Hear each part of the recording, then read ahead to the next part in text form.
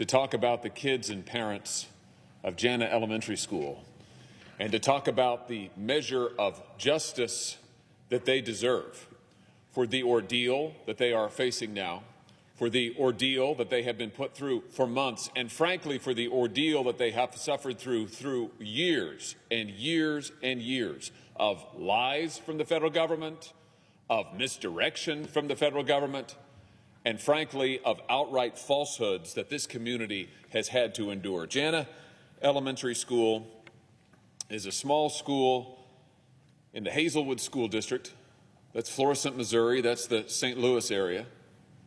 In October of this last year, Jana Elementary was closed. Why?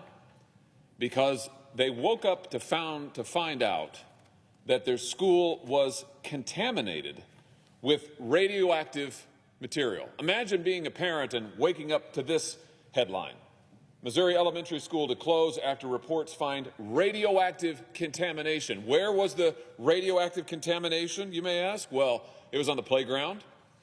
It was in the kitchens of the school. It was in the air ducts. And where did it come from? How did radioactive material get into an elementary school in the St. Louis area? Well, the answer is it came from the federal government.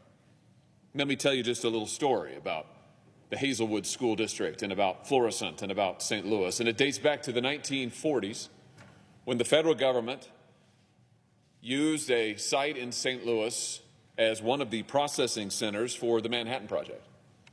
Well, when that project wrapped up in the late 1940s, the federal government collected the radioactive waste and transferred it out of the area, no, just to the site of the St. Louis airport, and there it sat for decades.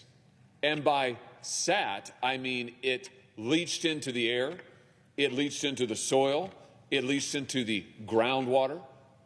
And so what happened? Over the course of 25 years and more, this radioactive material got into the water of a creek called Coldwater Creek. It's been tested many times, radioactive material found there numerous times. And where does that creek go? Well, all along the St. Louis area through numerous communities, but also right by Jana Elementary School, right along the school grounds, right along the playground, a creek that is known to the United States government to be contaminated with radioactive material that the United States government allowed to be put into the water.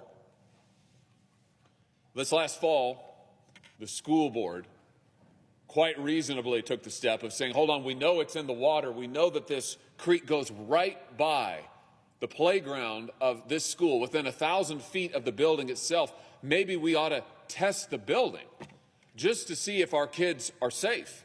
And so they did. Now, the U.S. government wouldn't do it, I'd just like to point out. Now, it wasn't the government that tested the building. The school board paid for it itself. The parents had to demand it. They went and got a third party to go and test the building. And what did they find? That this radioactive contamination wasn't just in the water. It wasn't just by the playground. It wasn't just within 1,000 feet of the school. No, it was inside the building. It was in the dust that is in the building that these school children, elementary kids, are going to and playing in the air that they are breathing in every single day. And so the school board didn't have any choice. I mean, they found radioactive contamination in their kids' building, so they shut down the school. And, you know, they told the parents, guess what? There's radioactive contamination in the building. What are we going to do? We're going to shut down the school. Now, I'd just like to point out, these are working people. These people are not sitting around all day. They're out there working jobs, some of them multiple jobs. Some of them are raising the kids on their own.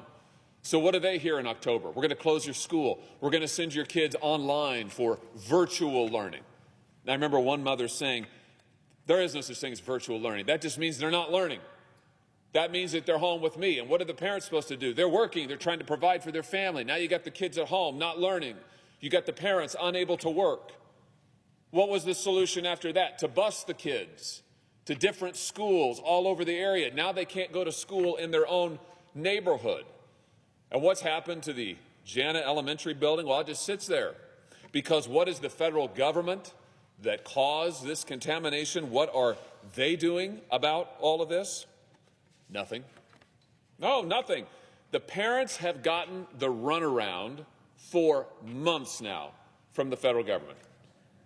When the reports came out that the building was contaminated, the parents and the school board asked the U.S. Army Corps of Engineers, who are supposed to be in charge of cleaning up this site, they said, would you test the building inside and see if you can verify these results? But the Army Corps said, no, we can't. We don't have any authorization. We can't do any further testing. So then the parents and the school board asked the Department of Energy, and they said, would you test this site? Would you see if you can verify the results? Would you do something about it? And the Department of Energy said, you guessed it. They said, oh, no, that's the Army Corps' problem. Now, I kid you not. The parents of the school board have written to the Army Corps. They have written to the Department of Energy, and both of them have just pointed the finger at the other. And it's not just the parents. I've done the same. I sat in a hearing just a few weeks ago with the Department of Energy Deputy Secretary. I said to him, sir, do you know about Jana Elementary in St. Louis, Missouri? He said he did. I said, you know it's closed, don't you? He said he did. I said, will you authorize testing and cleanup for this school? And his comment to me was, that's really a matter for the Army Corps. I said, the Army Corps says it's your problem. And he says, well, I don't really understand their position on this. I don't understand this administration's position on any of it.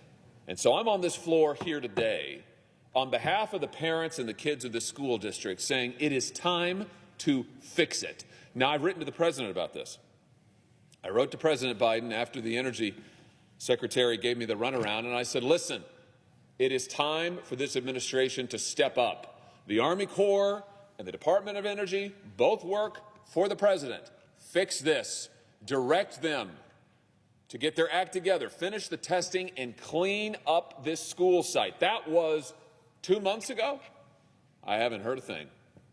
The parents haven't heard a thing. The school board hasn't heard a thing. What they're told is, just wait, just a little longer, we'll get it together, just wait a little more. Do you know the residents of St. Louis have been told to wait a little longer for 4 and 5 decades now? And do you know what's happened in that time? They've seen their friends get cancer in their 30s and 40s. They've seen an explosion of autoimmune diseases. Why do you think that is?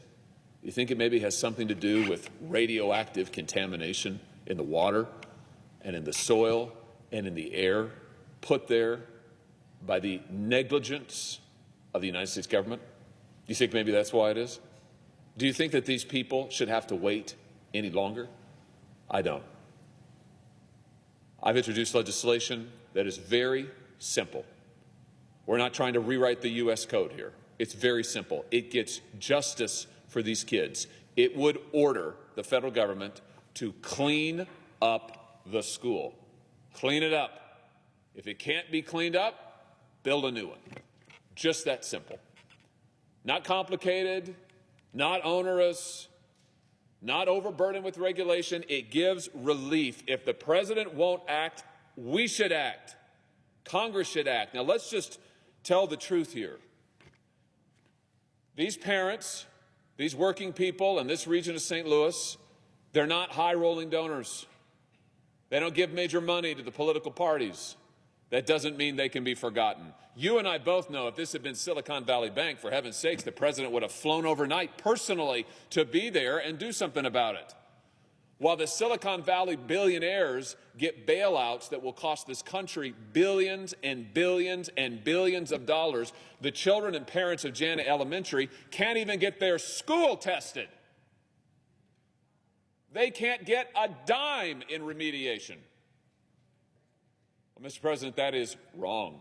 That is unjust, and we can do something about it. We can send a message that no matter who you are, no matter where you work, no matter how poor you may be, the United States Senate will get something done for you. We ought to send that message today. We ought to send the message that we will not stand by while these kids are consigned to a second and third-rate experience of education, while these parents are told, just wait a little longer while their school is infested with radioactive contamination, we should send the message we're going to do something about it. I'll tell you this, it's what I told the president. Until he does something about it and until this body acts to get justice for these kids, I'm going to hold every nomination to the Department of Energy, every single one of them, until we can get some justice done at Jana Elementary. And I will come to this floor as long as it takes until we get relief for these kids and for these parents at Jana Elementary. I will not allow their situation to be forgotten, and I will not be told on their behalf, just wait another 50 years. They deserve justice today. And so I ask unanimous consent that the Committee on Environment and Public Works be discharged from further consideration of S-418 and the Senate proceed to its immediate consideration. Further, that the bill be considered read a third time and passed, and that the motion to reconsider be considered made and laid upon the table.